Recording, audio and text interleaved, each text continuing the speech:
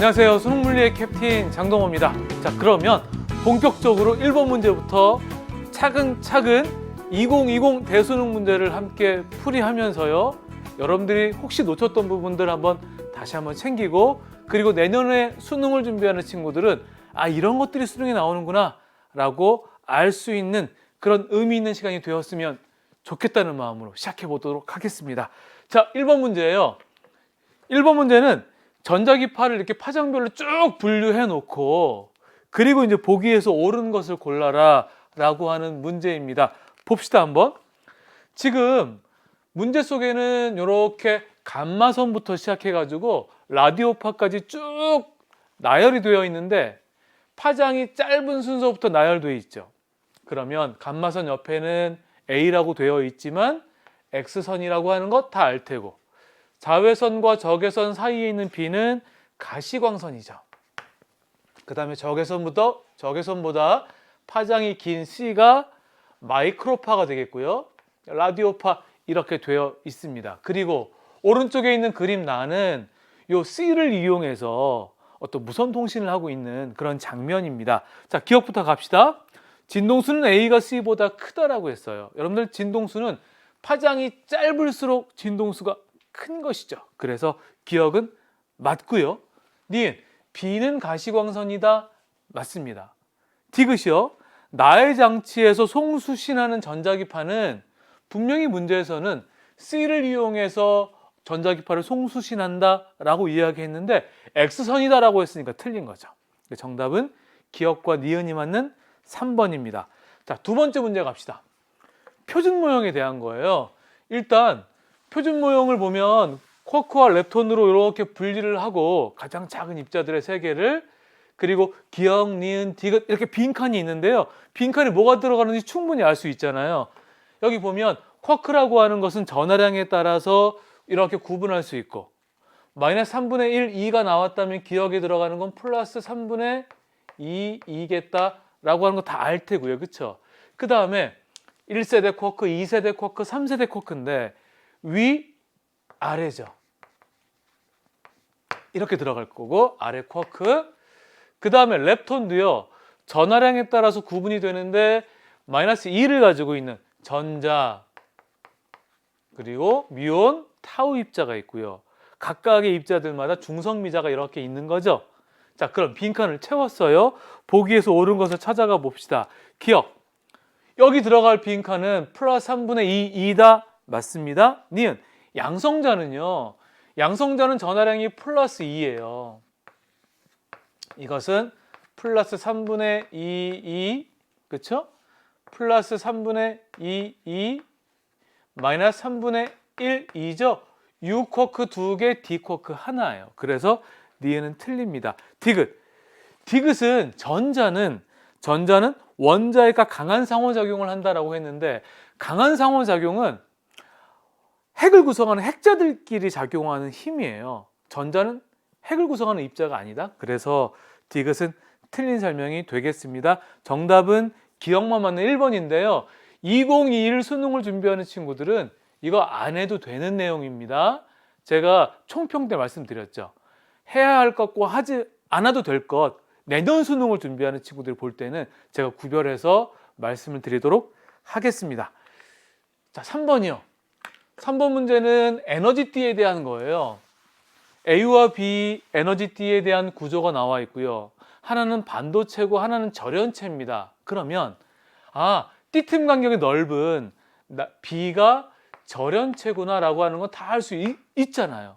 그쵸? 그 다음에 띠틈 간격이 상대적으로 좁은 것이 반도체다. 이거 구별할 수 있고, 띠틈 간격이 거의 없으면 도체인 거잖아요. 자, 이런 구분을 통해서 우리 문제에서 요구하는 것들 한번 찾아가 보도록 하겠습니다. 기억. A는 반도체다. 맞죠? 자, 니은. 전기 전도성은 A가 B보다 좋다. 그래요. 전기 전도성을 결정하는 건 결국 요 띠틈의 간격을 통해서, 그쵸? 전도띠에 얼마나 많은 전자가 있느냐, 그걸 통해서 우리가 구별할 수 있으니까 니은은 맞는 얘기입니다. 디귿 또 같은 얘기예요. 단위 부피당 전도띠에 있는 전자수는, 즉 자유전자가 많을수록 전류가 잘 흐르는, 전기 전도성이 좋아지는 거니까요. A가 B보다 많다라고 하는 이야기는 맞는 얘기가 되겠습니다. 그래서 정답은 기억, 니은, 디귿 다 맞는 5번이 되겠고요. 2021 수능에서는 이 부분은 해야 되죠. 그렇죠? 자, 네 번째 문제 갑시다. 네 번째 문제는 지금 어떤 실험을 하고 실험 과정을 통해서 보기에서 이제 옳은 것을 구해라 라고 하는 것인데요. 어떤 실험을 했냐면 헤드폰의 스피커를 이용한 실험을 했어요. 스피커의 구조를 보면 이렇게 진동판, 코일, 자석으로 구성이 되어 있습니다. 마치요 마이크와 구조가 똑같죠. 마이크의 구조도요 진동판, 코일, 자석입니다. 그래서 이 스피커를 통해서 마이크의 역할을 한번 수행해 본 거예요. 여기에다 대고 이제 이야기를 하는 거죠. 그리고 그걸 녹음한 거예요. 그것이 바로 실험 과정이 됩니다. 결과를 보니까요, 헤드폰의 스피커 가까이에서 냈던 다양한 소리가 재생이 됐대요. 마이크 역할을 한 거란 말이죠. 그럼 마이크에 이런 진동판과 코일과 자석이 어떤 역할을 하면서 소리가 전기 신호로 바뀌는 것인가, 그거 생각하면 이 문제 풀 수 있지 않았을까요? 봅시다. 기억. 진동판은 공기의 진동에 의해서 진동한다. 맞죠? 그렇죠? 그래서 진동판이 진동하는 거예요. 그러면 진동판과 이 코일이 연결되어 있기 때문에 코일이 움직이는 거죠. 누구 주변에서? 자석 주변에서. 그럼 어떤 일이 벌어지냐면 자석과 코일의 상대적인 운동이 발생해서 전자기 유도에 의해서 전류가 흐르잖아요. 맞습니까? 그래서 소리 신호가 전기 신호로 바뀌게 되는 거예요. 그래서 니은에서 얘기하는 코일에서는 전자기 유도 현상이 일어난다도 맞는 얘기. 기억도 마찬가지. 진동판은 공기의 진동에 의해서 진동한다도 맞는 이야기. 디귿이 틀리죠. 왜냐하면 디귿은 코일이 자석에 붙은 상태로 자석과 함께 운동한다. 자석과 함께 운동하면요, 전자기 유도 현상이 일어나지 않아요. 코일은 진동판과 연결되어서 붙어서 자석 주변을 움직이는 거예요. 됐나요? 오케이. 그래서 전자기 유도를 알고 우리가 마이크와 스피커의 구조를 통해서 이렇게 잘 구별할 수 있으면 충분히 맞출 수 있었습니다. 자, 이 문제도요, 2021 수능을 준비하는 친구들은 학습하면 좋겠고요. 자, 5번 문제입니다. 5번 문제는 신소재 중에서 초전도체에 대한 문제예요. 여기 보면 A를 스타이로폼 용기에 넣고 그 다음에 건전지와 전구를 연결했어요. 첫 번째 과정이. 두 번째 과정은 여기에다 액체 질소를 집어넣은 거예요. 그러면 액체 질소 속에 들어가면 온도가 많이 낮아지잖아요. 이거 우리가 여러 번 다양한 문제를 통해서 연습을 한 것이에요. 그러면 A라는 물체가 액체 질소 속에 들어가 있으면 온도가 낮아져서 임계온도 이하로 떨어지면서 전기 저항이 0이 되는 거죠. 초전도 현상이 생겨요. 여러분 보면 액체 질소에 잠겨있던 A를 꺼내서 자석 위에 가만히 놓는데요, 우리가 예상한 거예요. 그럼 어떻게 돼요? 결과가 바로 A가 공중의 정지 상태로 얼마 동안 떠 있게 됩니다. 그리고 점점 이렇게 자석 위에 내려앉는다. 그렇죠? 마이스너 효과가 생기는 거잖아요. 초전도 현상. 그리고 실험 과정 나에 대한 것을 보면 액체 질소를 붓기 전에는 전구에 불이 켜지지 않았어요. 그런데 액체 질소를 부었더니 저항이 얼마가 됐어요? 0이 됐다는 이야기죠. 초전도 현상이 생긴 거예요. 그 전류가 잘 흐르기 때문에 전구에 불이 켜진 거죠. 됐나요? 자, 이걸 바탕으로 보기에서 옳은 것을 찾아보겠습니다. 기억. 액체 질소는 A의 온도를 낮춘다. 임계 온도 이하로 떨어뜨리는 거예요. 니은. A의 전기 저항은 액체 질소를 부은 후가 붓기 전보다 작다. 저항이 작아지기 때문에 전류가 잘 흐를 수 있었던 거죠. 그래서 전구에 불이 켜진 것입니다. 디귿이요. 다해서 A가 공중에 정지 상태로 떠 있는 동안 A는 반자성을 띈다. 맞아요. 반자성을 띠니까 외부 자기장 근처에 가면 서로 밀어내는 자기력이 발생하는 거예요. 그래서 뜰 수 있는 거죠. 그래서 기억, 니은, 디귿은 다 맞습니다. 정답 5번 확인하고 가고요. 이렇게 여러 가지 자성에 대한 문제 또한 여러분들이 2021 수능에서는 준비를 해야 되는데 신소재에 대한 부분은 빠졌어요. 그렇죠? 자, 6번 문제 갑시다. 6번 문제는 광전 효과에 대한 문제죠. 금속판 A와 B가 있고요. 여기에 두 가지 빛을 각각 비추어 준 거예요. X와 Y라는 빛을 비추었더니 그때 튀어나가는 전자의 최대 운동 에너지, 광전자의 최대 운동 에너지를 보니까 X를 비춘 경우는 E제로고 Y를 비춘 경우는 A에서는 광전자가 방출되지 않았어요. 그리고 X를 B에 비추었더니 튀어나가는 광전자가 갖는 최대 운동 에너지가 3E0, 그리고 Y를 비추면 E0가 됐습니다. 여러분, 이 실험 결과를 통해서 우리가 무엇을 확인할 수 있냐면, 자 보세요. 금속판의 문턱 진동수를 FA라고 한번 해봅시다. A의 문턱 진동수, B의 문턱 진동수를 이렇게 표현하면 X를 비췄더니 광전 효과가 일어난 거죠. 그쵸? 그 말은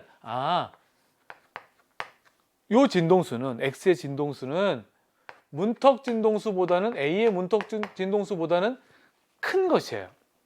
맞아요? 그 다음 Y를 비췄더니 광전자가 방출되지 않았다는 이야기는 Y의 진동수는 A의 문턱 진동수보다는 작은 거예요. 맞죠? 그 다음에 B는요, X를 비춰도 Y를 비춰도 광전 효과가 일어나고 있어요. 그 말은 B의 문턱 진동수는 X의 진동수보다, 그리고 Y의 진동수보다 작다. 그렇기 때문에 광전 효과가 일어난 겁니다. 그렇죠? 그런데 우리가 이 첫 번째 실험을 통해서 A에 비추었을 때 요 X의 진동수와 Y의 진동수의 크기를 비교할 수 있겠죠. Y의 진동수, 그치? 이거는 A의 문턱 진동수보다는 작고 이거는 문턱 진동수보다 크니까요. 그러면 이것이 이거보단 크고요. 그 다음에 B의 문턱 진동수보다 큰 것이다. 이렇게 비교할 수 있겠습니다. 우리 기억부터 한번 가봅시다. 기억. X의 진동수와 Y의 진동수를 비교했는데요. 기억 맞아요. 그쵸? 그 다음에 니은은 E0는 E0에 대해서 묻고 있는데 우리 요 X를 A 금속판에 비추었을 때를 그림으로 한번 간단하게 표현을 해볼게요. 보세요. 여기 보면 A의 문턱 진동수가 우리가 FA라고 이야기했고, 만약에 이 함수를 WA라고 이야기한다면 여기다 빛을 비췄습니다. 빛 알갱이죠. 빛 알갱이 한 개가 갖는 에너지가 얼마냐면 HFX예요. 그때 튀어나오는 광전자의 최대 운동 에너지는 얼마냐면 E0예요. 그럼 이 관계를 우리는 알 수 있잖아요. 이 관계가 광전 효과예요. 한번 써보면 보세요. 이 빛 중에서 일부는 전자를 떼는 데 쓰이고 그게 바로 이람수죠. 플러스 E0, 튀어나가는 광전자가 갖는 최대 운동 에너지예요. 이런 관계가 있는데 지금 니은에서는 E0는 HFX다 이렇게 이야기했으니까 틀린 거죠. 이거 무시한 거잖아요. 니은 틀리고요. 디귿. Y의 세기를 증가시키면 A에 비추었을 때 광전자가 방출된다? 아니에요. 세기와는 광전자가 일어나냐 일어나지 않냐는 상관이 없다. 관계가 없다. 그렇지? 이것은 Y의 세기를 세게 한다는 건 알갱이 수가 많아진 거예요. 알갱이 수가 아무리 많아져도 에너지가 커지진 않거든요. 그래서 디귿은 틀린 얘기다. 정답은 기억만 맞는 1번입니다. 자, 7번 갑시다. 광전 효과도요. 우리 2021 수능 준비하는 친구들은 해야 되는 거죠. 지금 원작 A가요. 2번의 붕괴 과정을 거쳐서 이렇게 B가 됐답니다. 그러면 우리가 이러한 원자핵이 다른 원자핵으로 붕괴하는 과정에서 방사선이 방출되는 거 여러분 잘 알고 있을 텐데 지금 요 X와 Y가 그때 방출한 방사선이에요. 보니까 X는 이렇게 균일한 전기장 속에서 마이너스 쪽으로 휘고요. y는 플러스 쪽으로 휩니다. 아, x는 플러스 성질을 가지고 있구나. 이거 확인할 수 있겠고요. y는 마이너스 성질을 가지고 있구나. 이거 확인할 수 있어요. 맞죠? 자, 그 다음에 봅시다. 두 번의 붕괴 과정을 볼 텐데 첫 번째는 여기에서 1로 가는 거예요. 이때는 중성자 수가 2개가 줄어요. 그 다음에 양성자 수도 2개가 줄어요. 맞습니까? 그러면 질량수는 4개가 주는 거죠. 4가 주는 거예요. 그럼 그때 방출하는 것은 뭐냐면 헬륨 원자핵이 된다. 그치? 이렇게 양성자 수가 2개고 질량수가 4가 줄면서 헬륨 원자핵이라고 하는 알파선을 방출하게 되는 거예요. 그걸 알파 붕괴 이렇게 부릅니다. 맞아요? 이것은 플러스 성질을 띠고 있으니까 조금 전에 보았던 것에서 이렇게 마이너스로 휘는 거죠. 이것이 바로 헬륨 원자핵이 돼요. 자, 그 다음에 두 번째 붕괴 과정입니다. 여기에서 이렇게 갈 때는요, 중성자 수는 하나가 감소해요. 하지만 양성자 수는 하나가 늘어나죠. 그렇죠? 중성자 수가 하나가 줄고 양성자 수는 오히려 하나가 늘어요. 그럼 질량수는 변화가 없는 거죠. 그렇죠? 이때 방출하는 게 바로 전자예요. 그게 베타선이죠. 그래서 이것을 우리는 베타 붕괴 이렇게 이야기한다고요. 전자를 방출하는 것입니다. 그러니까 여기 보면 Y가 전자구나. 이거 확인할 수 있는 거죠. 그래서 플러스 쪽으로 휘게 되는 거예요. 전자를 우리 원자핵처럼 한번 표기해 보면 이렇게 표기할 수 있습니다. 이렇게요. 자, 그러면 보기에서 옳은 것을 한번 찾아볼게요. 기억. 전하량의 크기는 X와 Y가 서로 같다? 아닙니다. 그럼 전하량의 크기는 전자하고 같은 건 양성자예요. 헬륨 원자핵 2, 마이너스 1. 크기 같지 않아요? 기억 틀립니다. 니은 X는 헬륨 원자핵이다. 이거 묻고 있고요. 맞습니다. 디귿. B의 질량수는 231이다 라고 했어요. 자, 지금 B는요, 중성자 수가 140이에요. 그 다음에 양성자 수는 91입니다. 그쵸? 지금 여기서 물어본 건 질량수예요. 질량수는 양성자 수 플러스 중성자 수니까 2개 더하면 되는 거죠. 231 맞습니다. 니은 디귿 맞는 정답 4번 확인하고 넘어가겠습니다. 자, 8번 문제는 케플러 법칙인데 이것은 2021 수능을 준비하는 친구들은 안 해도 돼요. 그렇죠? 케플러 법칙은 싹 우리 물리학 원이라고 하는 새로운 교과명에서는 없어졌어요. 지금 세계 위성이 나오는데요. 위성 ABC가 지금 어떤 행성 주변을 돌고 있습니다. 그때 여기 2개는 원운동하고요. 하나는 타원궤도를 따라서 이렇게 돌고 있어요. A와 C가 원운동이고 B가 타원궤도를 따라 도는 거죠. 지금 여기 보니까요. 지금 요 안에 돌고 있는 A는 반지름이 R이에요. C는 반지름이 3R이고요. 그 다음에 타원궤도를 따라 돌고 있는 B는요. 여기 근일점까지의 거리가 R이죠. 근데 여기부터 여기까지 거리가 3R이에요. 3R이니까 여기가 3R, 여기가 R이니까 전체 긴 지름은 4R이 돼요. 4R. 그럼 긴 반지름은 2R이 되는 거죠. 그러면 우리 반지름을 한번 체크해 볼까요? A 위성, B 위성, C 위성의 반지름을 한번 체크해 볼게요. 이렇게 보기 쉽게 표를 한번 만들어 보면 A는 반지름이 R이에요. 그렇죠? R. B는 긴 반지름이요. 2R이에요. C는 3R이 됩니다. 이렇게 한번 반지름을 한번 표현해 보고 문제에서 옳은 것을 한번 찾아가 보도록 하겠습니다. 자, 봅시다 한번. 기억, 공전주기는 B가 A의 2배다 라고 했는데 공전주기 물어보면 케플러 3법칙이 떠올라야 돼요. 기억 보면요. T제곱은 긴 반지름 세제곱에 비례하는 거고요. 만약에 원운동일 때는 그냥 반지름이라고 생각하면 됩니다. 그렇죠? 지금 B가 A의 반지름이 2배예요. 이게 2배예요. 1대 2면 세제곱하면 1대 8이고요. 거기다 루트 씌우면 2루트 2배예요. 그래서 기억은 틀립니다. 자, 니은 속력은 A가 C보다 크다. 사실 A와 C는 원운동이에요. 원운동일 때 속력 비교하는 게 조금 생소할 수도 있을 것 같아요. 물리투를 학습한 친구들은 원운동을 학습하기 때문에 속력은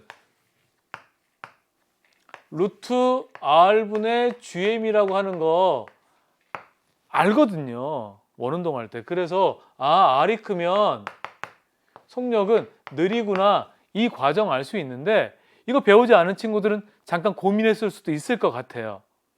그냥 우리가 알고 있는 속력은 시간분의 거리니까 원운동을 할 때 한 바퀴 삥 돌 때 시간을 주기라고 하잖아요. t. 그쵸? 그 다음에 2πr 시간분의 거리, 이 개념을 통해서 충분히 알 수 있죠. 여기 양변을 제곱하면 v제곱은 t제곱분의 4π제곱 r제곱이에요. 그런데 우리가 알고 있는 건 뭐냐면 t제곱이 주기제곱이 반지름 세제곱에 비례한다고요. 그래서 여기에다 뭘 쓸 수 있냐면 뭐 k r 3승이라는 것을 쓸 수 있는 거죠. 그래서 r제곱 이렇게 지워지고 나면 V랑 R은 이런 관계가 있어서 R이 커지면 V가 느려지는구나, 뭐 이 정도는 알 수 있지 않았을까라고 생각하지만 뭐 충분히 고민했을 만한 그런 거리입니다. 그래서 니은은 맞는 얘기고요. 디귿, B의 속력은 P에서 Q까지 운동하는 동안 증가한다고 했는데요. P는 원일점이에요. Q는 근일점이고요. 근일점에 가까워지면 점점 빨라지는 거죠. 그래서 디귿은 맞는 얘기가 되겠습니다. 정답은 4번이요. 니은 디귿 맞는. 자, 그리고요. 9번으로 넘어갑시다. 9번은 특수상대성 이론에 대한 것인데요. 2021 수능 준비하는 친구들은 꼭 해야 되죠. 아마 지금까지 그랬던 것처럼 수능에서 한 문제가 계속 출제가 되지 않을까, 이렇게 예상을 한번 해봅니다. 지금 우주정거장에 대해서 0.6C로 다가오는 거예요, 우주선이. 그렇죠? 그리고 우주선 안에서 빛을 방출하는 광원이 있고요. 이 운동 방향으로 거울을 향해 빛을 쏘고 있는 장면입니다. 그것을 우주선에서 보았을 때, 그리고 우주정거장에서 보았을 때 여러 가지 물리량들이 나와 있고요. 그 크기를 비교하는 문제예요. 자, 보면 특수상대성 이론에서는 누가 관찰하냐가 굉장히 중요했습니다. 그렇죠? 이 문제도 바로 그것을 묻고 있어요. 자, 광원과 거울 사이의 거리예요. 광원 여기 있고요. 거울 여기 있습니다. 광원과 거울과 같은 운동 상태인 관찰자가 본 게 고유길이에요. 맞습니까? 그러면 우주선에서 본 요 L0가 고유길이, 고유거리란 말이에요. 그러면 우주정거장 입장에서 보면 움직이니까 길이 수축이 되는 거죠. 그게 L1이에요. 그러면 L0가 L1보다는 이렇게 크구나, 이렇게 비교할 수 있을 거고요. 두 번째, 빛신호가 광원에서 거울까지 가는데 걸린 시간, 여기서 빛을 쐈어요. 거울까지 가는데 걸리는 시간을 우주선 입장에서 보고 우주정거장 입장에서 본 거예요. 우주선 입장에서는 빛의 속력 C로요, 이만큼 거리를 간 거예요. 얼마큼이요? L0만큼. 하지만 우주정거장에서 봤을 때는 빛을 쐈습니다. 쐈는데요. 여기요, 거울까지 가는 동안 우주선은 이동하잖아요. 움직인단 말이에요. 오른쪽으로 가요. 그래서 거울은 여기쯤 와 있다고요. 그렇죠? 그래서 여기까지 오게 되는 거예요. 그때 걸린 시간이 T1이라는 거죠. 그럼 시간 비교하면 이렇게 얘가 더 큰 거죠. 맞습니까? 자, 그 다음에요. 빛신호가 거울에서 광원까지 가는데 걸리는 시간이에요. 거울에서 반사합니다. 반사돼서 다시 광원까지 가는데 걸리는 시간을 잰 건데, 우주선 입장에서 보면 이만큼을 간 거예요. 그런데 우주정거장에서 보면 거울에서 반사했습니다. 그 반대 방향으로 가는데요. 우주선 자체가 오른쪽으로 가고 있잖아요. 그러니까 광원이 여기로 온다고요. 그렇죠? 그러니까 짧은 거리만큼 가는 거죠. 그래서 시간을 비교하면 T0가 T2보다 크겠다라고 하는 거예요. 자, 그럼 기억부터 한번 봅시다. L0가 L1보다 크다. 이거 묻고 있는 거고요. 맞아요. 자, 니은 T0가 뭐냐면 우주선에서 측정한 시간이에요. 빛신호가 광원부터 거울까지 가는데 걸린 시간, 거울부터 광원까지 가는데 걸리는 시간. 빛의 속력은 C고요. 그때 이동한 거리는 L0예요. 그러니까 니은에서 얘기하는 T0는 C분의 L0다. 맞죠? 그렇죠? 니은 맞고요. 디귿. T1과 T2를 비교했습니다. T1은 T0보다 크고요. T0는 T2보다 커요. 그러니까 T1이 T2보다 큰 것이다. 디귿 맞죠? 정답 5번 기억 니은 디귿이 정답입니다. 자, 10번 갑시다. 10번은 굴절에 대해서 제시하고 있어요. 이것도 2021 수능을 준비하는 친구들은 꼭 알아야 되는 거죠. 지금 빛이 진행하다가 두 매질의 경계에서 꺾였습니다. 왜 꺾여요? 속력이 달라지기 때문에 꺾인다고요. 그런데 어떻게 꺾였냐에 따라서 느려지고 있는지 빨라지고 있는지를 판단할 수 있단 말이에요. 지금 느려지면 법선 쪽으로 꺾이는 거죠. 제가 기억을 돕기 위해서 느려지면 법선 쪽으로 꺾이고 느법 이렇게 이야기했고요. 빨라지면 경계면 쪽으로 꺾인다. 빨경 이렇게 이야기했어요. 지금 두 경우 모두 이렇게 경계면 쪽으로 꺾였어요. 빨라진 거예요. 그러면 A에서의 속력보다는 C에서의 속력이 빠르다. 여기요. B에서의 속력보다는 C에서의 속력이 빠르다. 이거 확인할 수 있는데 누가 더 빠른지 C에서 여기 보면요. 누가 더 많이 꺾였는지가 나와요. 문제에서. 지금 입사각 자체가 세타로 동일한데 세타1과 세타2를 비교할 때요. 문제에서 세타2가 세타1보다 크대요. 그 말은 여기서 더 많이 꺾인 거죠. 그렇죠? 원래 이렇게 직진했어야 되는데 이만큼 꺾인 거야. 여기도 원래 직진하면 이렇게 가야 되는데 이만큼 꺾였다고요. 근데 누가 많이 꺾였다고? 여기서 많이 꺾였다고요. 그러면 여기서 더 많이 빨라진 거예요. 맞습니까? 그래서 이 둘의 속력 차가 더 큰 거예요. B하고 C의 속력 차가 더 크다고요. 누구보다? A와 C의 속력 차보다. 속력 차가 더 크기 때문에 더 많이 꺾이고요. 그것이 각도로 표현된 거예요. 그러면 우리가 A, B, C에서의 속력 비교할 수 있겠죠. 여기 속력 차가 더 크니까 B에서의 속력이 가장 느리다. 그치? B에서의 속력이 가장 느리고 그렇죠? 그 다음 B보다는 A가 빠르고 이렇게 되겠네요. 순서가. 맞죠? 그 다음에 우리가 굴절률을 가지고 한번 얘기해 보면 여러분 그거 기억나요? 굴절률이 클수록 느린 거? 맞아요? 그러니까 굴절률은 가장 느린 여기서 제일 큰 거예요. 이 매질이. 굴절률은 B가 제일 크고 그 다음에 A고 C는 굴절률이 가장 작다. 이걸 가지고 문제를 풀어내는 것입니다. 보기 봅시다. 기억. X의 속력은 지금 빛의 종류가 X인 거죠? 그쵸? 그때 B에서가 A보다 크다. 이거요. B가 A보다 크다? 틀리네요. 기억 틀립니다. 니은. X가 A에서 C로 입사할 때 그때 전반사가 일어나는 입사각은 세타보다 크다. 당연하죠.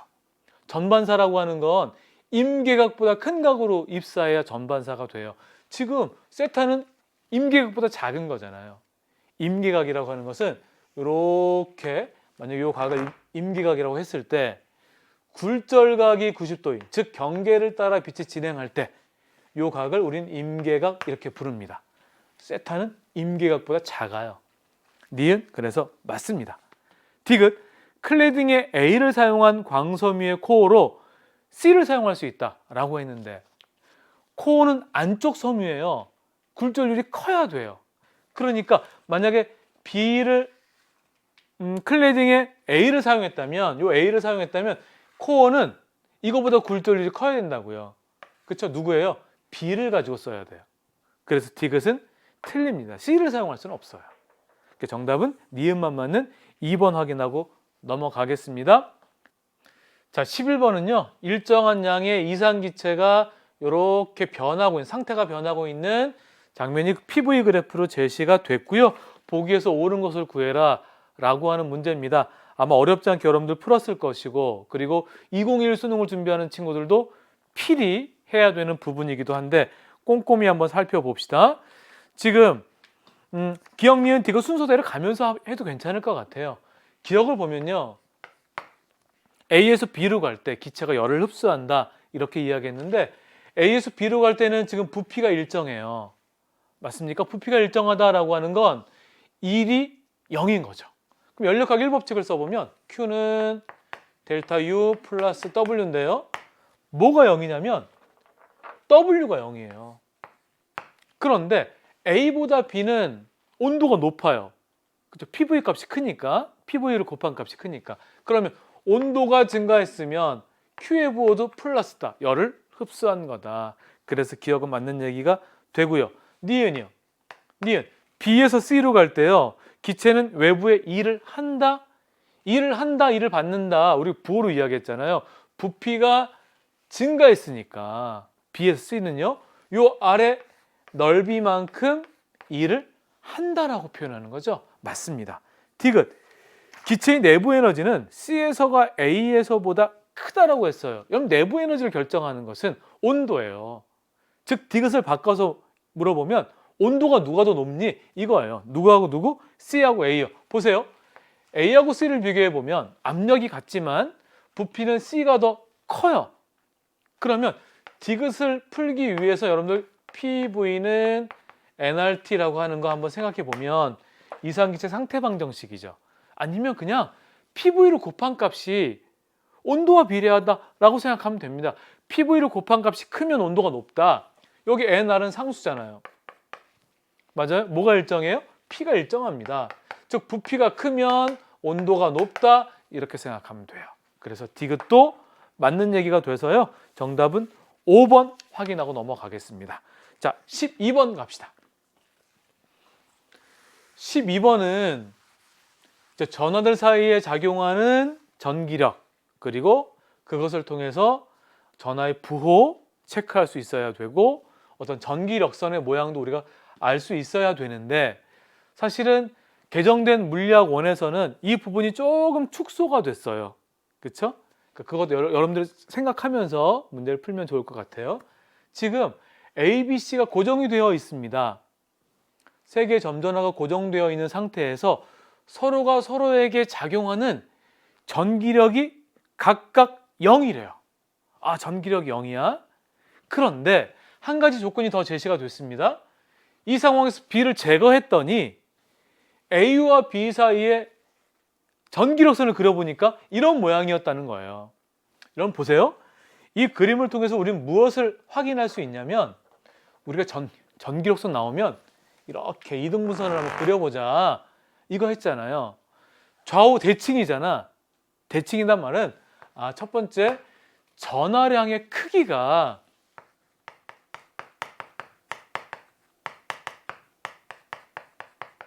같다, 이 정보를 준 거잖아요. 전하량이 클수록 그 주변에 전기장이 세니까 전기력선이 촘촘해야 되거든요. 좌우 대칭이에요. 그 말은 전하량의 크기가 같구나. 두 번째, 모양을 보세요. 다 이렇게 들어가는 방향이잖아요. 둘 다 음전하를 띠고 있는 거예요. 그렇죠? 둘 다 마이너스 음전하를 띠고 있구나. 같은 부호의 전하를 갖고 있구나 라고 생각할 수 있는 거죠. 자, 그러면 문제는 뭐냐면, 가에서 C를 제거하면 A와 B 사이에 전기력선을 그리면 어떤 모양이겠는가, 그걸 한번 찾아봐라 라고 하는 거죠. 자, 봐요. 우리가 첫 번째 정보를 가지고 생각해 봐야 돼요. 지금 A와 C는 둘 다 음전하예요. 그리고 각각이 서로에게 작용하는 전기력의 합은 0입니다. 그럼 보세요. A만 한번 예를 들어보자고요. A는 C가 이렇게 밀어요. 같은 부호를 띄고 있으니까. 그치? 그러면 A가 받는 전기력이 0이려면 B는 A를 당겨야 돼요. 맞죠? 그러니까 B의 부호는 일단 플러스예요. 그렇고요. 그 다음에 A가 받는 전기력이 0이려면 이렇게 밀고 당기고 하는 전기력의 크기가 동일해야 됩니다. 맞죠? 떨어진 거리가 다른데 전기력의 크기가 같다라는 걸 통해서 B의 전하량과 요 AC의 전하량의 크기를 비교할 수 있어야 되거든요. 자, 쉽게 예를 들어 볼게요. 우리 A와 C는 음전하를 가지고 있으니까 그냥 똑같게 마이너스 1쿨롱, 마이너스 1쿨롱 이렇게 한번 놔 봅시다. 그 다음 B를요, Q라고 한번 놔 볼게요. 그러면 A가 B로부터 받는 힘과 A가 C로부터 받는 힘의 크기가 같다는 걸 통해서 Q의 크기를 알 수 있거든요. 자, 쿨롱 법칙을 통해서 전기력 크기 비교해야 되죠. 자, 먼저 요 C로부터 받는 힘을 FC라고 한번 표현해 봅시다. 요 FC는 자, 크기만 봐요. K 상수 하나 써주고 거리 제곱 2D만큼 떨어져 있는 거죠. 그거 제곱하면 4D 제곱, 그쵸? 그 다음에 Q1, Q2니까 1 이거고요. 그 다음에 B로부터 받는 힘의 크기는 상수 하나 써주고요. 거리 제곱 D 제곱분의 Q1, Q2 Q예요. 맞죠? 이렇게 되는 거죠. 그러니까 여러분 보세요. 요 전기력의 크기가 요게 같아야 된다고요. 같으려면 Q의 크기는 얼마요? 4분의 1이다. 4분의 1 쿨롱이다. 이거 확인할 수 있잖아요. 그래야 같은 거죠. 그럼 크기가 4분의 1밖에 안 되는 거예요. 그거 체크하면 우리가 전기력선의 분포 어떻게 생겼는지를 체크할 수 있다고요. 일단 A는 마이너스, B는 플러스고요. 그러니까 B는 전기력선의 모양이 나가는 방향이고 A는 들어가는 방향인데요. 전기력선의 밀도가 A가 훨씬 더 커야 돼요. 그걸 찾는 거죠. B는 나가고 A는 들어가고 그럼 1번은 틀리고 2번은 B는 나가고 A는 들어가는데 여기 이렇게 이등분선을 그렸을 때 여기가 훨씬 더 촘촘해요. 그럼 정답은 2번이네요. 그쵸? 계속 나오는 3번, 4번, 5번 다 틀려요. 정답 2번이라는 거 확인하고 넘어가겠습니다. 자, 13번 문제 갑시다. 13번 문제는 전류에 의한 자기장에 대한 문제인데요. 이 부분도 2021 수능을 준비하는 친구들은 알아야 되는 부분입니다. 지금 두 개의 직선 도선이 놓여져 있고요. A의 전류가 I0로 흐르고 있어요. 플러스 Y 방향으로. B에도 흐르고 있는데 어느 방향 흐르는지 몰라요. 자, 자료가 하나 더 제시가 됐는데 지금 X축상에 그러니까 0보다 X가 큰 곳에 두 직선 도선에 의한 자기장이 어떻게 만들어지는지가 이렇게 제시가 됐습니다. 그리고 부호가 어떻게 되냐면 수직으로 나오는 방향이 플러스예요. 그 말은 뭐냐면 여기가 지금 나오는 방향, 우리 나오는 방향을 기호로 보통 이렇게 표시했잖아요. 들어가는 방향은 이렇게 X로 표시하고, 그치?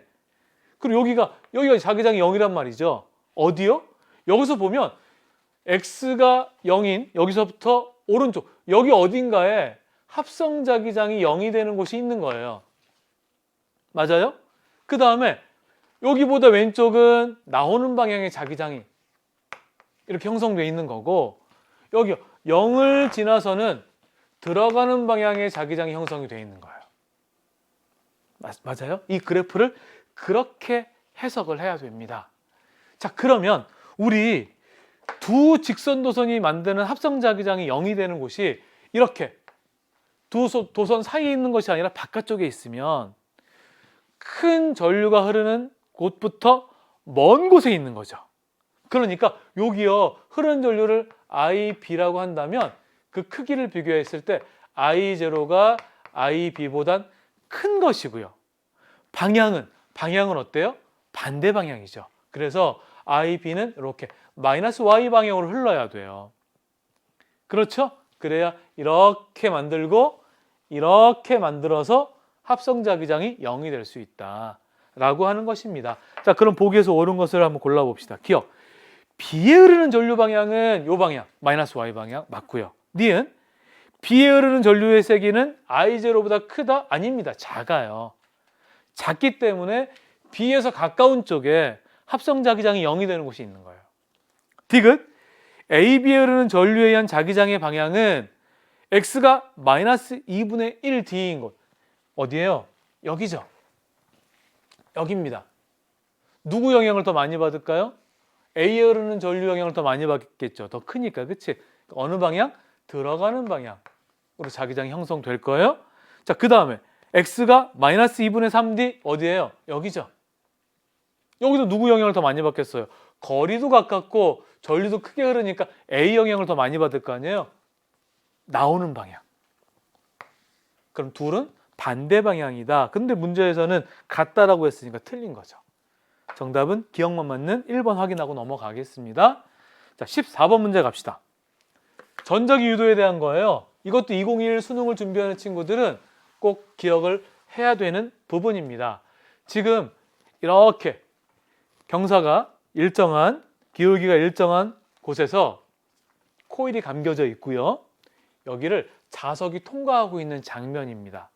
그때 문제에서 뭐라고 제시가 됐냐면 자석이 P를 지날 때가 Q를 지날 때보다 여기 빛이 더 밝았대요. 밝기가. 그럼 더 큰 전류가 흘렀다는 거예요. 맞아요? 큰 전류가 흘렀다는 것은 큰 전압이 유도가 된 것이고, 여기서 유도된 전압은 패러데이 법칙에 따라서요, 가문수 델타 T분의 델타 파이, 즉 이 값이 크다는 거죠. 이게 뭐예요? 자석이 빠르게 접근한 거예요. 그러니까 여기에서는 접근하고 여기서 멀어진 건데 언제 더 그 변화가 컸냐면, 즉 빠르게 움직였냐면 여기를 통과할 때 더 빠르게 접근한 거예요. 그래서 여기 짧으니까 이게 큰 거죠.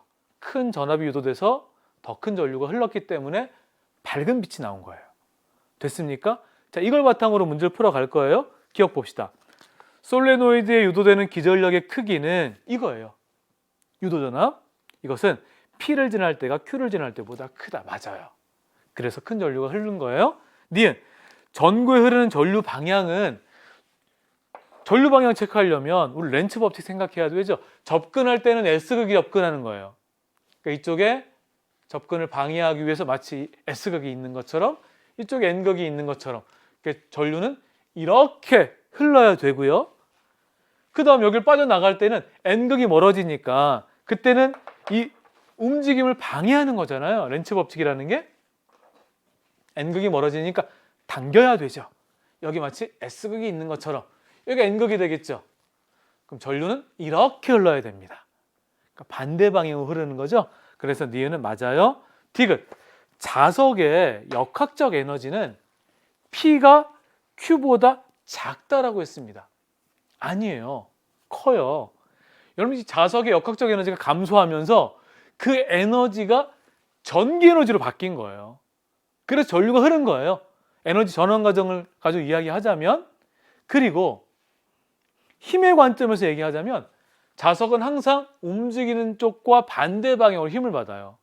마치 마찰 비슷하게. 그러니까 에너지는 감소할 수밖에 없다라고 생각해도 괜찮고요. 디귿은 틀립니다. 정답 3번 확인하고 넘어가겠습니다. 자, 15번 문제는 개정된 물리학 원에서는 빠졌어요. 여러분들이 좀 어려워하는 부분이기도 했는데 2021 수능을 준비하는 친구들은 좀 자유로워져도 괜찮습니다. 지금 발전소에서 전력을 송전하는 장면입니다. 변전소 1을 지나고 송전선을 거쳐서 변전소 2를 거치고요, 공장으로 전기가 공급되고 있는 장면이 제시가 됐고요. 그 다음 문제에서 제시가 된 건 변전소 1에 있는 변압기 A에는 가문수가 1차 코일과 2차 코일의 가문수가 N1 대 N2가 1대 5다 라고 하는 정보가 제시가 됐고요. 변전소 2에 있는 변압기 B에는 가문수가 10대 1이다. 여기도 마찬가지로 N1 대 N2로 표현해 볼게요. 여러분, 변압기 나오면 이거 바로 떠오르죠. 가문수에 비례해서 전압이 유도된다. 그래서 이게 바로 V1 대 V2다. 그쵸?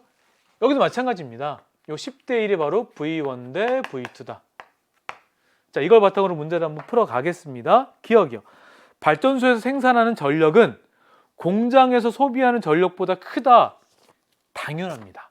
그렇죠? 이러한 송전선을 거치면서 전력이 어떻게 돼요? 손실돼요. 그래서 어떻게 하면 손실되는 전력을 줄일 수 있을까를 고민했잖아요. 흐르는 전류를 작게 한다. 흐르는 전류를 작게 하려면 큰 전압이 유도가 돼야 된다. 뭐 여러 가지를 이야기했단 말이에요. 그래서 기억은 맞는 얘기입니다. 자, 니은 A에서요. 1차 코일에 걸리는 전압은 2차 코일에 걸리는 전압보다 크다라고 했는데 아닙니다. 1대 5예요. 2차 코일에 걸리는 전압이. 니은 틀리고요. 디귿 X에 흐르는 전류의 세기는 B의 2차 코일에 흐르는 전류의 세기보다 크다라고 했는데 여기다 하나 더 우리가 이어보면 N1 대 N2는 V1 대 V2가 되고요. 흐르는 전류는 I2 대 I1이 됩니다. 기억하죠? 그래서 지금 이렇게 V1 대 V2, V1이 크고요. 흐르는 전류는 I2가 더 크다. I1보다. 그래서 디귿은 틀린 얘기가 되겠습니다. 정답은 기억만 맞는 1번이 되겠고요. 자, 16번 문제 갑시다. 16번 문제는 자동차가요. 등가속도 운동을 하고 있어요. 이 문제는 제가 총평 때도 말씀드렸다시피 조금 이렇게 고민하면서 여러분들이 시간을 좀 지체했을 가능성이 좀 큰 문항이었어요. 그렇죠? 등가속도 운동할 때 구간 거리가 제시가 됐습니다. 그런데 우리가 익숙하게 알고 있던 구간 거리가 아니에요. 우리가 그동안 공부했던 구간 거리는 일정한 시간 간격으로 나눴을 때 구간 거리가 어떻게 늘어나는지 아니면 어떻게 줄어드는지를 이야기했단 말이에요. 그런데 이 문제는 시간에 대한 정보가 없어요.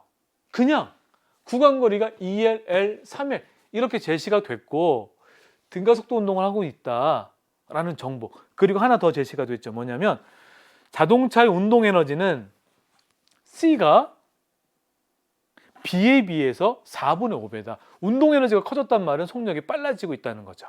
그러니까 이 자동차는 지금 속력이 일정하게 증가하는 등가속도 운동을 하고 있는 거예요. 맞아요? 그러면 여러분 이거 한번 보세요. 등가속도 운동을 한다는 건 일정한 힘을 받고 있다는 거예요. 자, 힘 곱하기 거리. 이게 뭐예요? 물체가 받은 뭐 자동차라고 이야기하면 R자일이에요. R자일만큼 운동 에너지가 변한다고요. 맞습니까? 그런데요. 등가속도 운동이니까 일정한 힘을 받아요. 이건 상수예요. 그러니까 이 운동 에너지라고 하는 건 이 거리와 비례 관계예요. 이 생각을 하는 게 쉽지 않았어요. 운동 에너지의 변화는 거리의 비례 관계다라고 하는 사실이요. 이걸 가지고 이 문제를 접근해 볼 거예요. 그러면 운동 에너지에 대한 그래프를 거리와 한번 상관해서 한번 그려볼 텐데 거리요. S라고 한번 해봅시다. 지금 속력이 일정하게 증가하고 있습니다. 일정하게 증가하니까요. 우리는 운동 에너지도 이렇게 증가하고 있다는 것을 생각해 볼 수 있어요. 맞죠? 자, 이렇게 증가하고 있다라고 한번 생각을 해 보자고요. 자, 문제에서는 C가 B보다 운동 에너지가 4분의 5배다. 이렇게 이야기했다고요. 여기다가 몇 개의 점을 찍어 볼게요. 여기가 A, 여기가 B, 여기가 C요. 그 다음에 여기가 D예요. 문제에서 궁극적으로 묻고 있는 건 D에서가 A보다 자동차의 속력이 몇 배인가 그거 물어보는 거예요. 그러면 운동 에너지가 몇 배인가 이걸 통해서 속력이 몇 배인가도 구할 수가 있을 것 같아요. 보자고요. 자, 일단 문제에서 주어진 거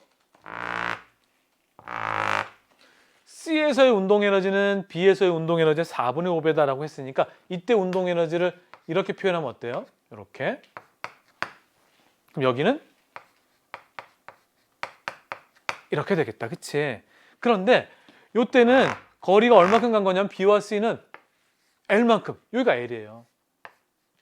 아, L만큼 가는 동안 운동 에너지가 2K만큼 증가하는구나. 이렇게 안 거예요. 알 수 있는 거죠. 그쵸?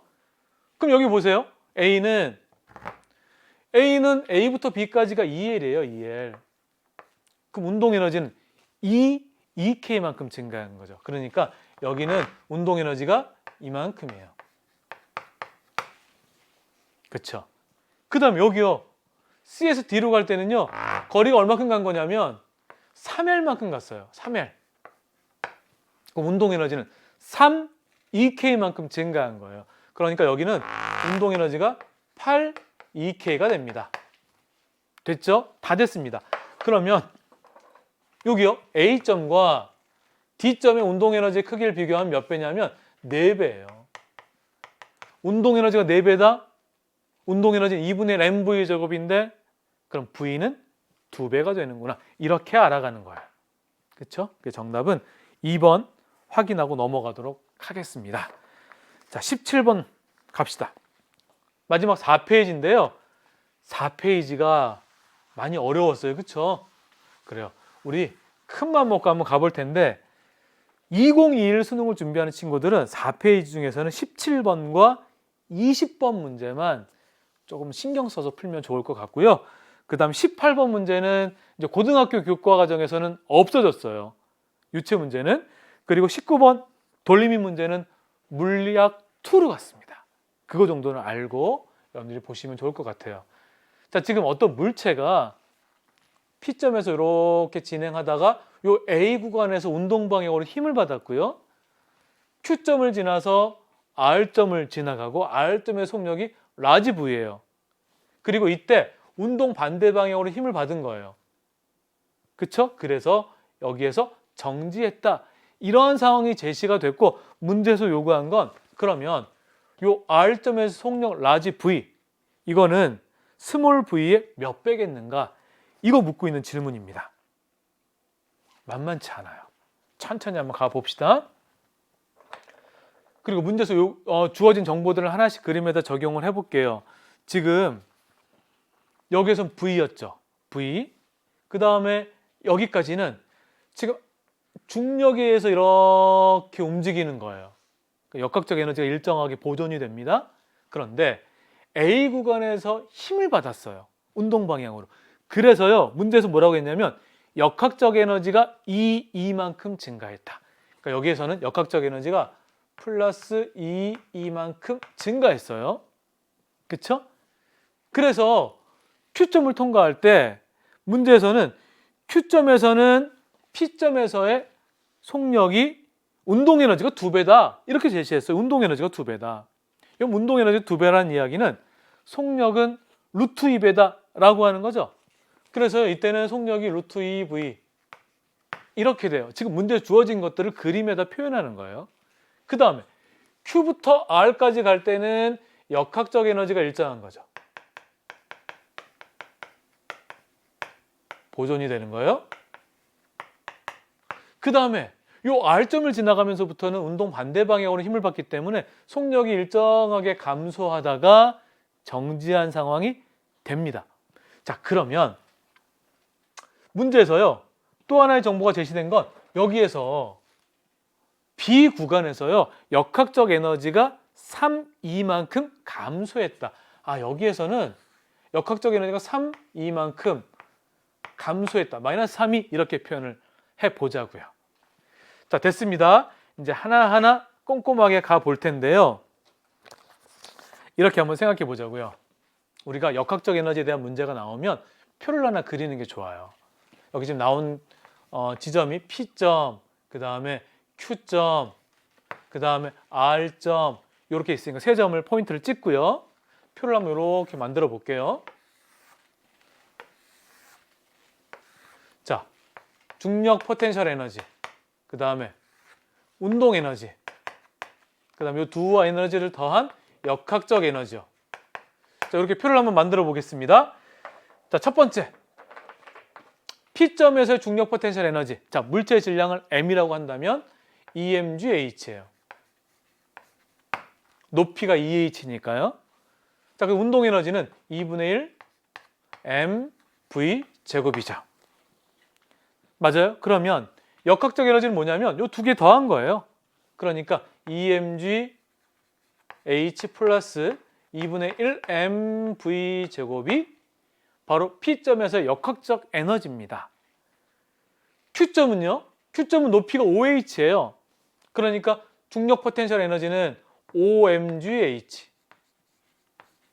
이렇게 되고요. 운동 에너지는 지금 속력이 루트 2V니까 운동 에너지 여기 2배다라고 했으니까 그냥 mv 제곱 이렇게 표현해 볼까요? 그럼 역학적 에너지는 Q점에서는 OMGH 플러스 mv 제곱이 됩니다. 맞아요? 이런 상황이에요. 그런데 지금 이 역학적 에너지가 같지 않다고요. 문제에서 뭐라고 제시가 됐냐면 이 구간에서 힘을 받아서 역학적 에너지가 이만큼 증가했다라고 하는 거예요. 그러니까 지금 에너지가 그만큼 증가한 거예요. 얼마큼? 플러스 이만큼이요. 그쵸? 그러니까 Q점에서의 역학적 에너지에서 P점에서의 역학적 에너지를 빼면 여기에서 이걸 빼면 그것이 2다라고 하는 거죠. 그래서 거기서 식을 하나 우리가 끄집어낼 수 있어요. 여기에서 이걸 빼면 그것이 2다라고 하는 식에서요. 2가 얼마인지 나와요. 2는 4분의 1 mv 제곱 플러스 2분의 3 mgh다 라고 하는 거. 자, 요거요. 요렇게 소중하게 한번 간직을 해 보자고요. 자, 그 다음 Q에서 R까지 한번 볼까요? Q에서 R로 가는데요. 여기 있습니다. R점은 여기라고 하지 말고요. 우리 요 R점까지는 역학적 에너지가 보존이 된 거예요. R점 여기라고 하면 역학적 에너지 보존됐으니까 여기에서의 중력 포텐셜 에너지는 mgh고요. 그 다음 운동 에너지는 라지 V가 있으니까 문제에서 물어본 2분의 1 mv 제곱이 됩니다. 맞죠? 그러니까 역학적 에너지는요. mgh 플러스 2분의 1 m 라지 V 제곱 이렇게 되죠. 그쵸? 그러니까 지금 여기요. Q에서 R까지 갈 때는 이때까지는 역학적 에너지가 보존된 거예요. 일정하다고요. 같단 얘기예요. 맞아요? 이 역학적 에너지가 같다고요.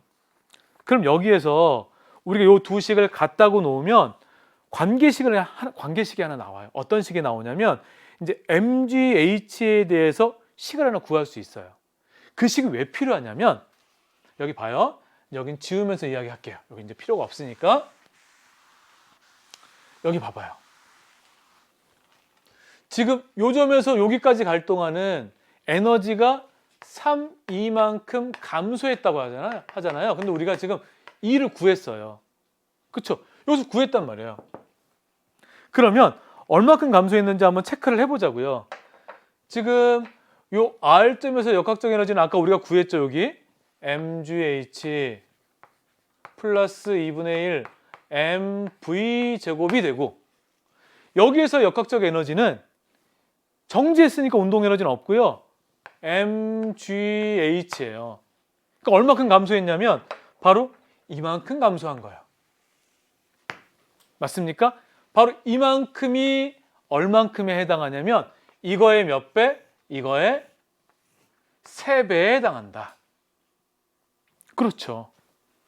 그러니까 이런 관계가 나온다고요. 2분의 1 mv 제곱은 요 라지 V를 구하는 거예요. 지금 3배. 뭐에? 요거요. 4분의 1 mv 제곱 플러스 2분의 3 mgh 이거의 3배. 근데 문제는 라지 V를 스몰 V의 형태로 표현하는 것이 문제예요. 그러니까 여기서 뭘 없애야 되겠어요? 이 mgh의 형태를 없애야 된다고요. mgh를 V의 형태로 바꿀 수 있다면 문제에서 요구한 것들을 구해낼 수 있을 것 같아요. 어디에서? 아까 우리가 이야기했던 여기에서요. 바로 Q점과 R점에서 역학적 에너지가 일정하게 보존된다. 이 식을 갖게 하면요. 요 mgh의 형태를 mv 제곱의 형태로 표현할 수 있다고요. 그러니까 문제를 다 풀 수 있는 거죠. 그래서 요 두 식을 갖다 요 식을 통해서 mgh 값은 어떻게 우리가 알 수가 있냐면 mgh는요. 이렇게 좀 복잡하지만 8분의 1 m 라지 V 제곱 마이너스 4분의 1 m V제곱의 형태로 표현할 수가 있어요. 그러니까 요 식을 어디에다? 여기에다 대입하면 결국 문제에서 요구한 라지 V를 구할 수 있다. 굉장히 복잡하죠. 그렇죠? 이 굉장히 어려운 문제. 제가 킬러 문항이라고 말씀드렸잖아요. 그래서 답은 루트 6V다. 이렇게 답이 나오는 것인데 좀 어려웠습니다. 많이 어려웠어요. 그리고 시간도 굉장히 많이 걸리는 문제예요. 잘 체크를 해서요. 몇 번씩 연습하면 좋을 것 같고, 중요한 것은 구간을 나눠서요.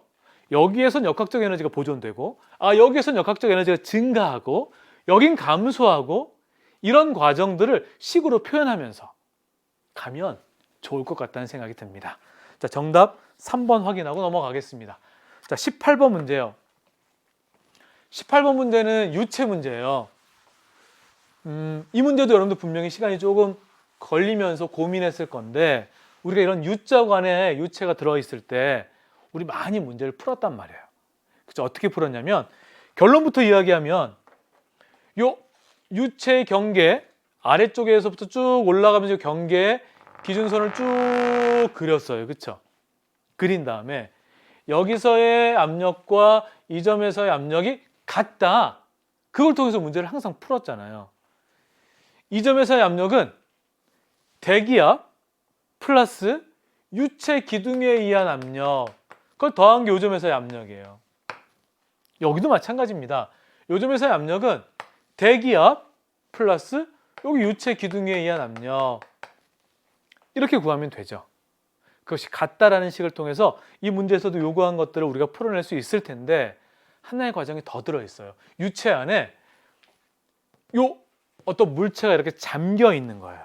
잠겨 있는 상태를 통해서 두 물체의 요 높이 차인 x를 구해라. 만만치 않아 보이죠?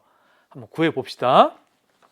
먼저 유체 안에 요 정육면체의 물체가 떠 있어요. 떠서 뭐 하고 있어요? 정지하고 있습니다. 정지하고 있으니까 각각이 받는 R자임은 얼마예요? 0입니다. 힘 표시해 봅시다. 요 아래로 중력, 위로 부력이요. 마찬가지예요. 중력, 부력. 그 두 가지 힘이 어때요? 같습니다. 그 과정을 통해서 뭘 구하고 싶냐면, 우리가 요 점에서의 압력을 비교하면서 문제에서 요구한 요 x를 구해낼 거거든요. 그러면 이 높이가 x니까 결국 요 높이요. 요 높이를 한번 h라고 한번 놔 볼게요. 이걸 알아야, 높이에 대한 정보를 알아야 우리가 이 점에서 압력을 비교하면서 문제에서 요구한 걸 구할 거 아니에요. 그렇죠? 그러면 요 부분의 높이를 구할 수 있어야 되겠다라고 하는 거죠. 지금 요 물체가 얼마큼 잠겨 있는지, 잠겨 있는 높이에 대한 부분을 구할 수 있어야 돼요. 요 부분, 요 높이, 잠겨 있는 부분. 여기도 마찬가지입니다. 요 물체는 요만큼 잠겨 있어요. 잠겨 있는 부분을 각각 H1, 여기는 H2, 이렇게 한번 얘기해 볼게요. 잠겨 있는 높이에 대한 부분을 구해내야지만 유체 기둥에 의한 압력을 우리가 생각할 수 있기 때문입니다. 자, 그러면 우리 힘의 평형이라는 식을 통해서 한번 구해 볼 겁니다. 지금 일단 이 물체가 받는 중력은요, 아래로 로우 Vg죠. 그러니까 5분의 3 로우 물체의 부피, 한 변의 길이가 L이라고 했으니까 부피는 L 곱하기 L 곱하기, 그러니까 넓이를 곱하고 높이를 곱하면 되는 거죠. 그러니까 L 제곱에다가 요 높이요, H1. 아니다. 지금 이 물체의 부피니까요, L 세제곱을 해야 되겠네요. 그렇죠? L 세제곱. 로우 Vg. 이것이 중력이고요.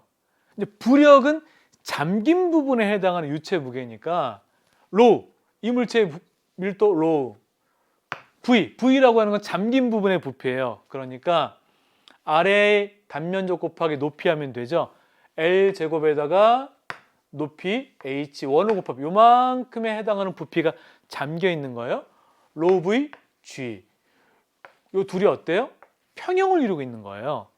우리가 뭘 구하고 싶어요? 바로 요 H1을 구하고 싶다고요. 그럼 요 둘이 같으니까요, 지울 수 있는 거 지워보면 로우 지워집니다. 그 다음에 L 제곱 지워지죠? 그렇죠? 그 다음에 G 지워져요. 그러니까 H1은 5분의 3L이네요. 여기서 바로 표현을 합시다. H1은 5분의 3L1이다. 됐어요? 자, 오른쪽 H2 마찬가지 과정을 통해서 구하는 거예요. 중력과 부력이 평형을 이루고 있다. 그러면 중력은 자, 밀도가 5분의 3 로우입니다. 5분의 3 로우. 부피는 L3승 G. 이만큼이 중력이고요. 그다음 부력은 여기 밀도가 5분의 4 로우예요. 5분의 4 로우. 잠긴 부분의 부피는 L제곱 곱하기 LH2. 그 다음에 G입니다. 중력과 부력이 같다는 것을 오른쪽에 식을 한번 표현해 볼게요. 자, 부력 5분의 4 로우 L제곱 H2G는 중력 5분의 3 로우 L3승 그 다음에 G. 우리가 뭘 구하고 싶냐면 H2를 구하고 싶은 거예요. 그럼 양변을 지울 수 있는 건 로우 L제곱 G. 로우 이렇게 지워집니다. 그렇죠? 그래서 H2는 여기서 4분의 5 곱하고 여기도 4분의 5를 곱해주면 여기다 4분의 5를 곱해주면 5 이렇게 지워지고요. 4분의 3L이 됩니다. 그쵸? 이게 잠긴 부분에 해당하는 요 높이예요. H2. 그래서 H2도 바로 표현하고 갑시다. 얼마냐면 4분의 3L만큼 잠겼다. 됐나요? 자, 그러면 이제 우리가 아까 이야기했던 압력을 비교하면서 문제에서 요구한 요 X를 구할 거예요. 보세요. 요점의 압력은 요 높이를 H라고 했으니까요. 여기 P는 로우 G 그 다음 유체 기둥이죠. 유체 기둥의 높이는 H 플러스 5분의 3 L1이에요. 이거죠. 그 다음에 여기에서 P는요. 여기에서 P는 물론 여기 대기압이 있습니다. 대기압은 양쪽에 다 있으니까 지워버린 거고요. 로우 5분의 4 로우 G H요. 얼마예요? 3L이네요. 여긴 깔끔하네, 그치? X가 없잖아, X가 없는데 여기서 X를 우리가 이제 끄집어내야죠. 어디서 끄집어낼 수 있냐면 여기요. 여기서 우리가 3L은 어떻게 표현할 수 있냐면 봐요. 3L은 여기부터 여기까지의 높이가 3L이니까 그것은 이렇게 여기부터 여기까지 높이 H 플러스 X 플러스 H2요. 4분의 3L이요. 이게 3L이에요. 그렇죠? 여기에서요. 요 H 대신에 L과 X와 L로 표현할 수 있잖아요. 그럼 되지 않을까? 그래서 여기 H 대신에 뭘 집어넣을 수 있냐면 H는 3L 마이너스 X 마이너스 이렇게 넘어가면 4분의 3L 이걸 H에다 집어넣고요. 그쵸? 요 식과 이 식이 같다. 이거 이용하면 X값이 나와요. 조금 복잡해 보이지만 분명히 나옵니다. 그래서 20분의 9에 정답 2번이라는 거 확인할 수 있을 거예요. 그 다음은 산수 문제니까 여러분들이 한번 해보시고요. 됐죠? 자, 이렇게 해서 18번 문제를 풀었고요. 자, 19번 문제 갑시다. 돌림인 문제는 아까 제가 말씀드린 것처럼 2021 수능을 준비하는 친구들은 이제 물리학 2에 나오게 되는 부분이다 라고 생각하시면 됩니다.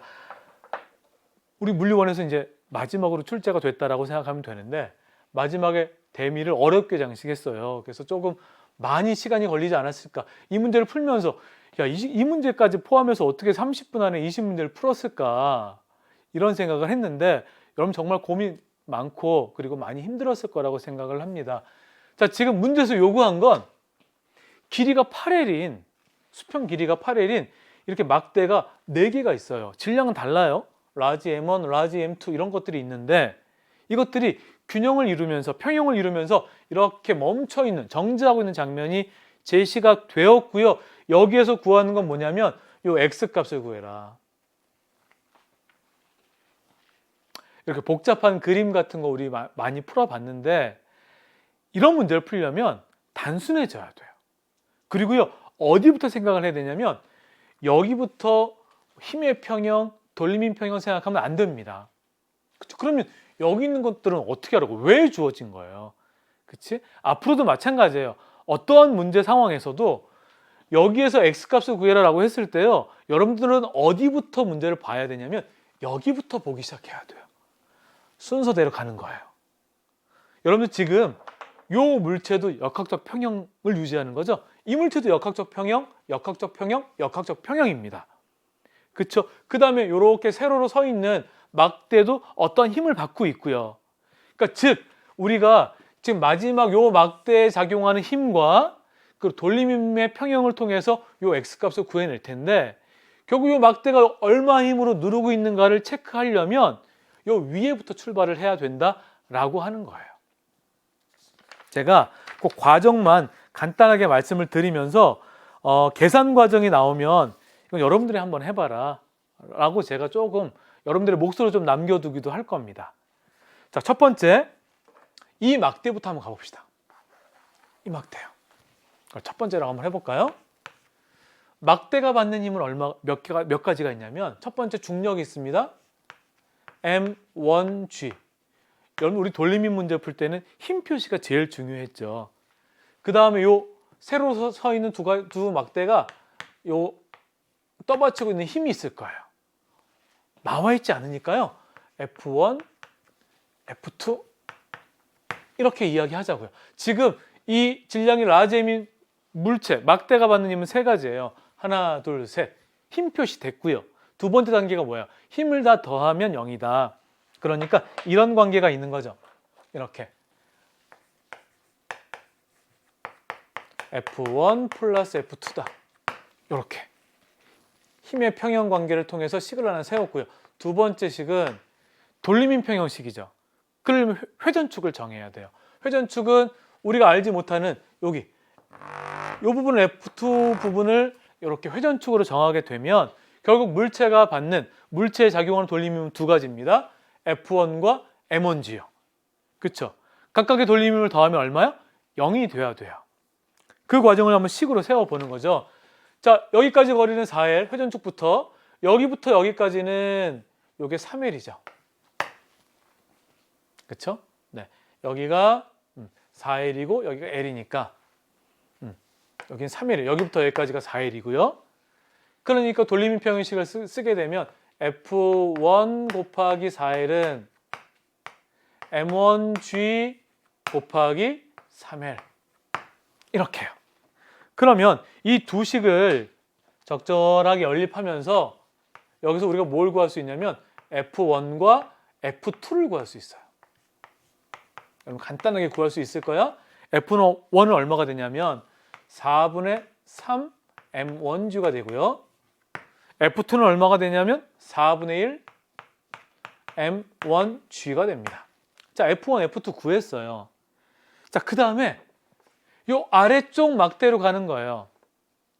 우리가 F1이 뭐였냐면 이 막대가 이 수평이 누워있는 막대를 떠받치는 힘이에요. 그럼 반작용의 힘은 이 막대가 요 서 있는 질량이 M인 막대를 누르는 힘이죠. 마찬가지로 아래로요 F1으로 누른다고요. 그쵸? 그런데 요 물체는 아래로 중력도 받잖아요. 그러니까 지금 우리는 요 M2가 받는 이제 힘을 표시할 건데 요 막대가 이렇게 서 있단 말이에요. 만약에 요 위에가 없다면 M1G 본인의 무게만큼 누를 텐데요. 지금 위에서 누르는 F1까지 받으니까 아래로 누르는 힘이 얼마냐면 F1 플러스 mg가 되는 거예요. 이렇게 이해되죠? 그러면 이 M2 물체가 받는 힘은 여기요. 중력 M2G 쓰고 그 다음 여기 표시했고요. 여기 막대 하나가 또 떠받치고 있잖아요. 얼마인지 모르니까 이 힘을 F3라고 하자고요. 그럼 요 세 가지는 평형을 이루고 있는 거예요. 맞아요? 여기도 마찬가지입니다.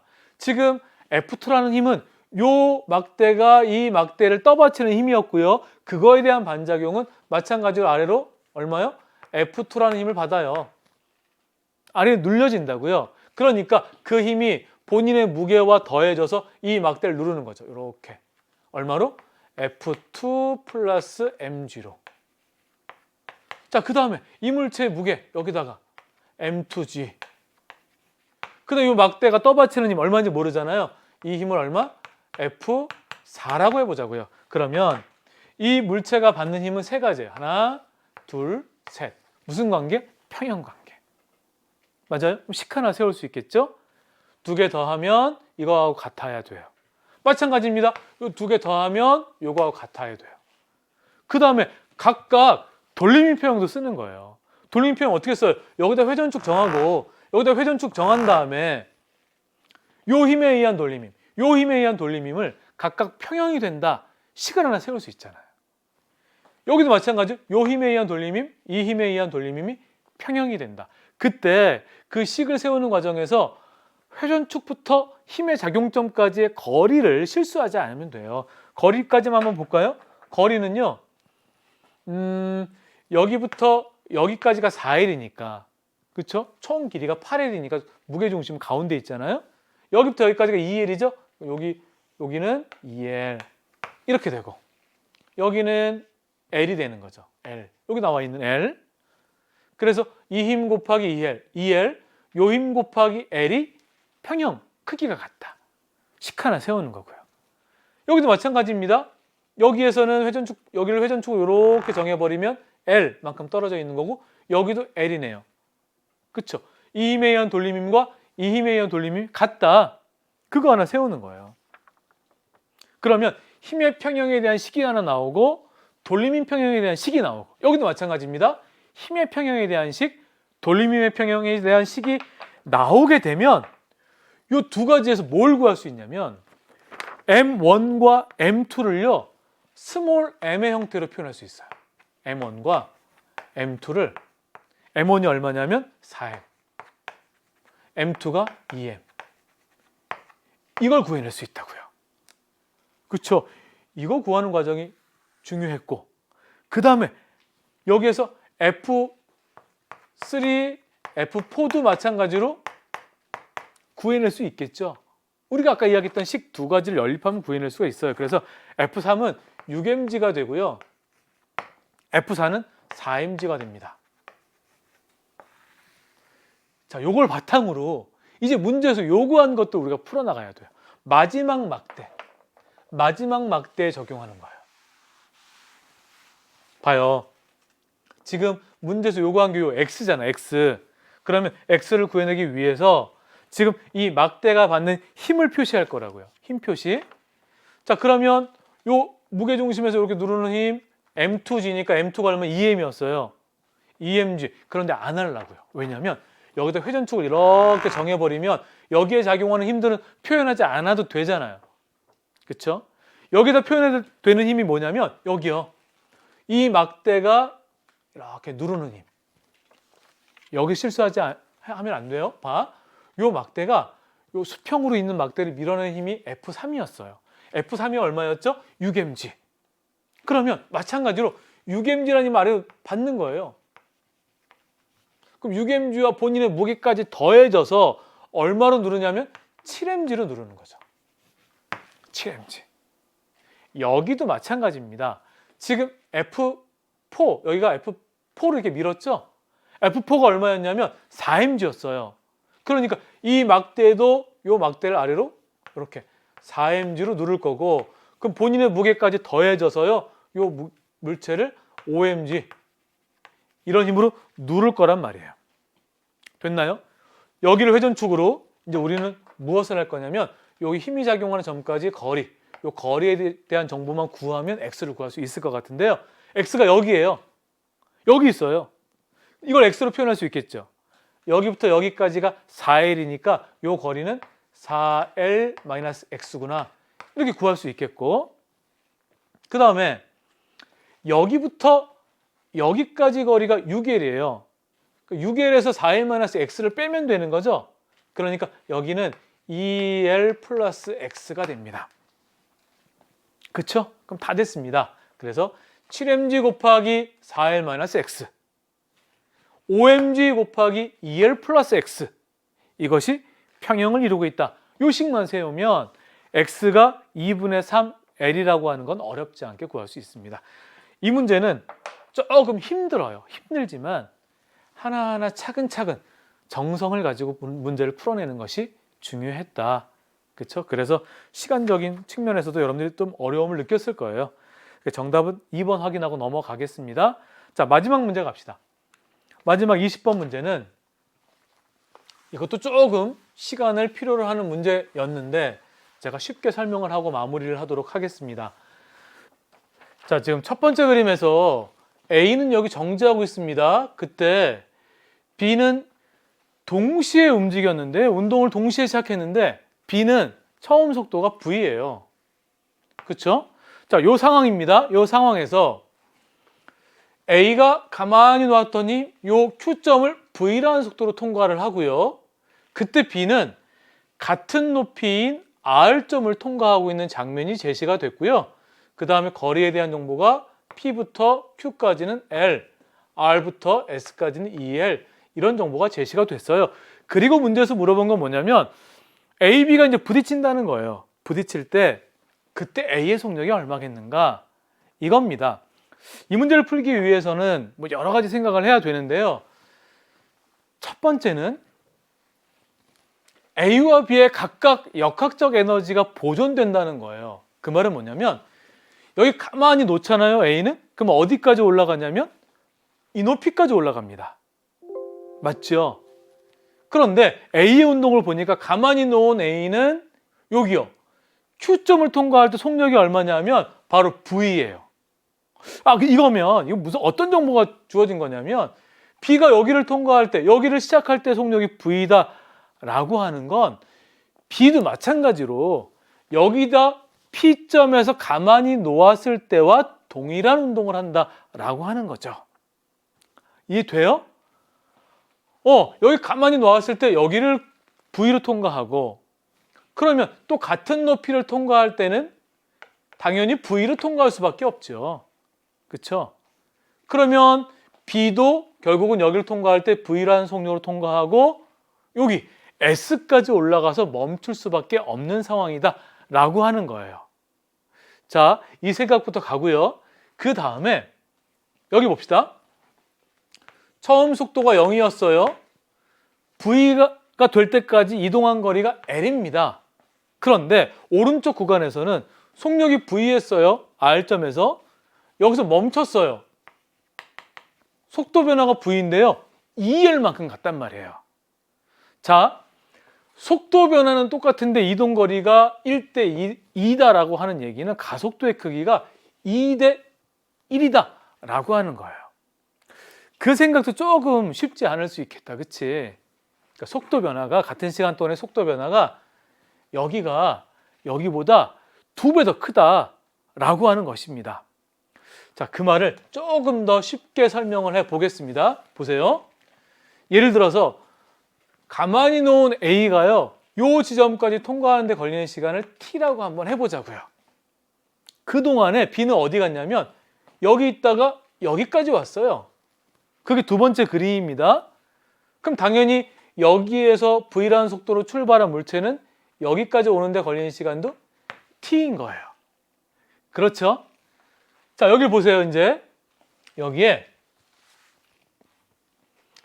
B는 V라는 속력으로 올라갈 거고요. 조금 있으면 여기에 누가 올 거냐면 A가 올 거예요. 속력은 V겠죠. 그러면 가속도의 B가 2대 1이다 라고 했으니까요. T라는 시간 동안 A가 왔을 텐데 T라는 시간 동안에 B가 올라가려면 속도 변화는 반밖에 안 변했을 거예요. 그래서 그때 B의 속도는 2분의 V가 됐을 거다 라고 하는 것입니다. 돼요? 그러면 B의 VT 그래프를 한번 그려볼게요. R에서 S까지 한번 그려보면 VT 그래프의 모습은 이렇게 될 겁니다. R인 점을 V로 통과해서요. 멈출 때까지 S까지 쭉 여기까지요. 이 넓이가 얼마냐면 2L이에요. 그런데 지금 바로 이 순간 B의 속력은 2분의 V란 말이죠. 여기 2분의 V. 그럼 얼마큼 올라간 거예요? 이 전체 넓이가 2L이니까 이 넓이는 여러분 어렵지 않게 구할 거예요. 그렇지? 2분의 3L만큼. 이만큼 올라간 거예요. 그래서 지금 현재 이 상황을 조금 더 확대해서 그려보면 봐요.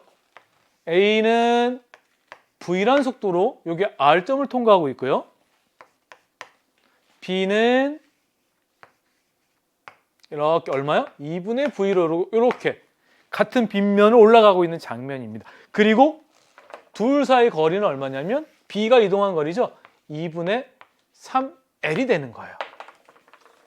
자, 그러면 이제부터는 우리에게 익숙한 문제로 바뀝니다. 두 물체는 같은 가속도로 이렇게 올라가고 있는 거죠. 그렇죠? 그러니까 두 물체의 가속도가 같다. 즉 속도의 차이는 항상 일정하게 유지가 되는 거예요. 맞아요? 얼마? 2분의 V. 2분의 V만큼 빠르잖아요, A가. 그러니까 두 물체가 만약에 T 플라임 후에 만난다면, 충돌한다면 그때 A의 속력을 구하면 그것이 문제에서 요구한 것이 되는 거죠. 자, 보세요. 그러면 이렇게 구할 수가 있겠다. 처음에 우리가 여기 시간 간격을 T라고 했으니까요. 여기부터 여기까지는 등가속도 운동입니다. 처음 속력 0, 나중 속력 V니까요. 2분의 V라고 하는 평균 속력으로 가인 상황에서 2분의 V라는 평균 속력으로 T만큼 가면 L이라고 하는 거리를 이동하게 되는 거죠. 그러면 두 번째, 나인 상황이에요. 두 물체의 상대 속도는 2분의 V입니다. 2분의 V라는 속력으로 T 플라임만큼 가야, 이게 얼마큼 가야지 둘이 부딪힌다고요? 2분의 3L이요. 그러면 T 플라임 구할 수 있죠. 그렇죠. T 플라임은 얼마가 되냐면 이거는 2분의 3T가 된다라고 하는 거예요. 2분의 3T 후에 두 물체는 충돌하게 됩니다. 그런데 문제에서 요구한 건 그때 A의 속력이에요. 자, 그러면 다시 한번 생각해 봐요. 자, 지금 A는 가인 상황에서요. T라는 시간 동안에 0부터 속력이 V가 됐어요. 그렇죠? 지금 나인 상황에서 문제를 물어보는 거예요. 나인 상황에서 똑같은 시간 동안에 A는 0에서 2분의 V가 됩니다. 가속도가 2분의 1로 작아졌기 때문이에요.